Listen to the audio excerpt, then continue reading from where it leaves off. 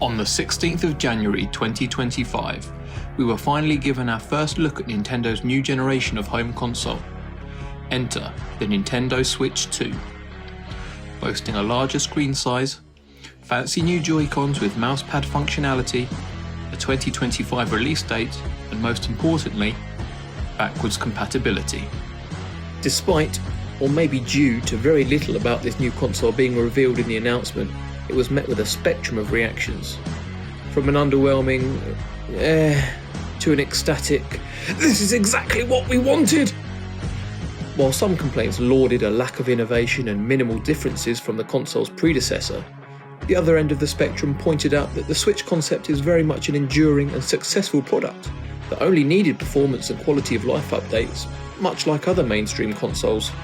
Personally, at the time, I was unfortunately a little bit of a downer on the announcement. I'd built up in my head a grandiose new console that would once again completely change the way we play games. The Nintendo phone! However, when I finally pulled my head out of my arse and spent a bit of time reflecting on the announcement, I quickly came to realise that actually we knew very little about this console and what it would be bringing to the table. I also realised that actually, yes, I love my Switch. I love the games available on it, and even if the Switch 2 did end up just being a more powerful Switch with next to no new bells and whistles, I'd still love it, because I already love the Switch concept. That said, the end of the announcement also revealed a further direct to be shown on the 2nd of April this year, which would afford viewers a more detailed look at the new console, as well as hopefully some of the upcoming Switch 2 games to be released alongside it. Part of the realisation that happened during my reflection was largely down to the fact that the only thing I like more than a Nintendo console are Nintendo games, and at the end of the day, if Nintendo released a new Zelda game on a wind-up console that also ran on coins, I'd be down for it. With that in mind, I wanted to share my predictions of the upcoming Switch 2 Direct, as well as the software I believe we could see announced. For the console itself, we will surely get more information regarding the Joy-Con's magnetic properties, as well as some uses for that mousepad functionality and how it could be utilised within gameplay. As a side note, while I doubt it will be addressed in the Direct, I'd also hope the issue of Joy-Con drift is fixed in these new controllers. Apart from that, in regards to the hardware, beyond increased power and processing, I really don't know what else they might have in store for us. I expect the reveal of some new accessories, possibly including a new Pro Controller, new Joy-Con wheels for racing games, and maybe something relating to enhancing the mousepad practicality. However, a wishlist accessory I would like from Nintendo, which I think will need to be done at some point anyway, is a Wii U controller accessory. Don't roll your eyes. I believe by selling this, it would make the re-release of both Wii U, DS, and 3DS games on the new console a lot easier and more accessible to play in versions closer to their original releases. Anyway, moving on to software, I think it's no secret that Nintendo and other game companies are edging closer and closer towards digital-only games. While I hope this is not yet the case, it will very much be a band-aid that's ripped off at some point in the future. With Nintendo's announcement of digital game cartridges in last week's Direct, I believe this is yet another step towards this inevitability, and will unfortunately mean I no longer get my pre-game swap cartridge nibble.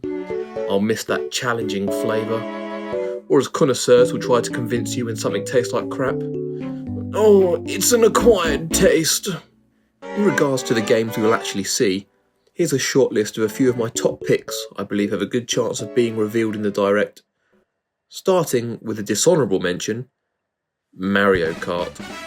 Now, it's only dishonourable because it was already shown in the Switch 2 announcement, so I'm technically cheating with this one, and I am the dishonourable one, not the game. But nonetheless, I expect to see more of the game, as well as confirmation of it indeed being a launch title. I'm interested to see how they plan to top or improve upon Mario Kart 8 Deluxe, which was arguably the strongest iteration of the series. Sorry Mario Kart 64 and Double Dash. My next prediction is yet another fairly basic one, a new 3D Mario title. With the last game in this series being Odyssey in 2017, it's a safe bet that the last 7 or so years have been spent developing the next one. While an argument could be made that we got a 3D adventure in Super Mario 3D World's new content, Bowser's Fury, it was still a small but fun offering compared to the scope of Odyssey or Galaxy.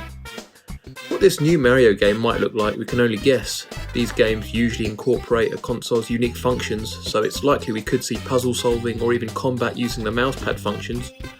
Personally, I would love to see an interdimensional Mario game, in which Mario travels to other game worlds, interacts with other Nintendo characters, with each world providing unique combinations of game styles in order to traverse, combat and puzzle solve within that particular world.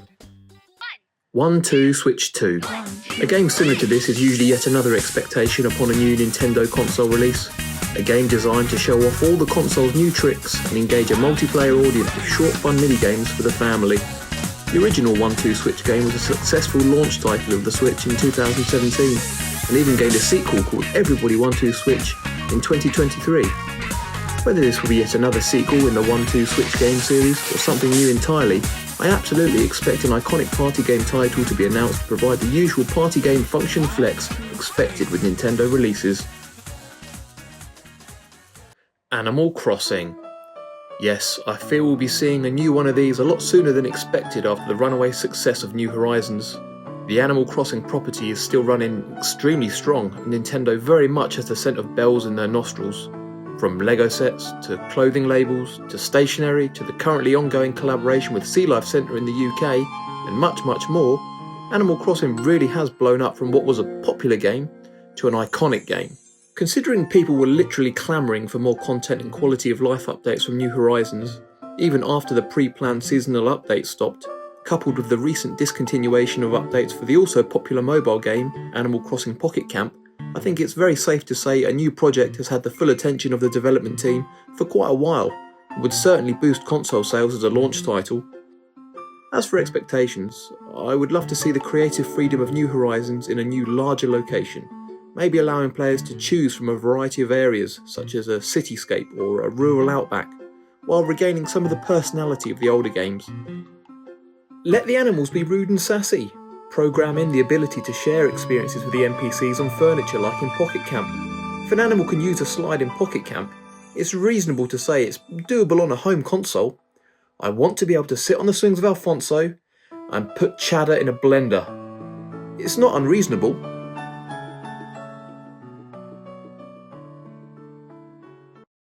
I can't think of much else that could be announced. Well, I could, but unfortunately I've got less than 24 hours to get this video out.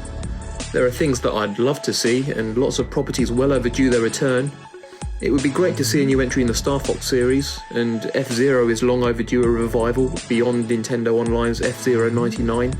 I also imagine a new Smash Bros will be in the works at some point, although how they will be able to top Ultimate, I've got no idea. One thing I do expect to also see at the end of the Direct will be some kind of teaser for the next main Zelda game.